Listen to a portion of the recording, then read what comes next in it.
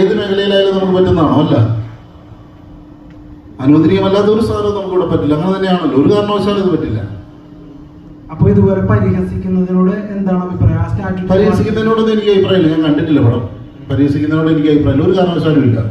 അതിപ്പോ പുകവലി നമുക്ക് ഇപ്പം സിഗരറ്റ് മദ്യമൊക്കെ ഇവിടെ ലീഗലി അവൈലബിൾ ആകുന്ന സാധനമാണ്. പക്ഷെ എന്നാൽ പോലും നമ്മുടെ നിർദ്ദേശങ്ങൾക്ക് അനുസരിച്ച് അത് ചെയ്യണമെന്ന് തന്നെയാണ് എന്റെ അഭിപ്രായം.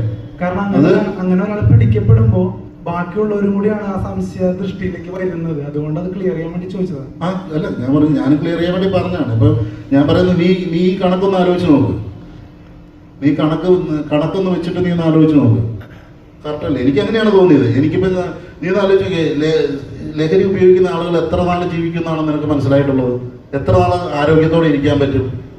അത് എന്ന് പൊട്ടുമെന്നറിയാത്ത ബോംബ് പോലെയാണ്. സിനിമയിൽ എത്ര പേര് വഴിയിൽ ഇറങ്ങി പൊട്ടുന്നത് നീ കണ്ടിട്ടുണ്ട്? സിനിമയിൽ എത്ര പേര് പല്ലില്ലാതെയും ഇതുമായിട്ട് നടക്കുന്നത് നീ കണ്ടിട്ടുണ്ട് ലഹരി ഉപയോഗിച്ചിട്ട്? ഇപ്പൊ ഞാൻ പറയുന്നത് ഉപയോഗിക്കുന്നവരില്ല എന്നല്ല ഞാൻ ഈ പറഞ്ഞതിന് അർത്ഥം.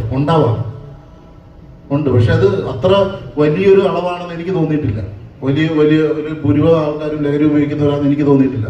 ഉപയോഗിക്കുന്നവരുണ്ടാവാം. കാരണം അത് സിനിമയിൽ പ്രവർത്തിക്കുന്നവരൊക്കെ ഈ സമൂഹത്തിന്റെ ഭാഗമാണ്. അതുകൊണ്ട് തന്നെ അപ്പോ എന്തായാലും ഇനിയിപ്പോ ഇംഗ്ലീഷ് സിനിമ കാണുമ്പോൾ ആ സ്റ്റാറ്റ്യൂട്ടറി വേണമെങ്കിൽ എഴുതി കാണിക്കുന്ന സ്ഥലത്ത് ഞാൻ ശ്രദ്ധിക്കാം. Okay, thank you.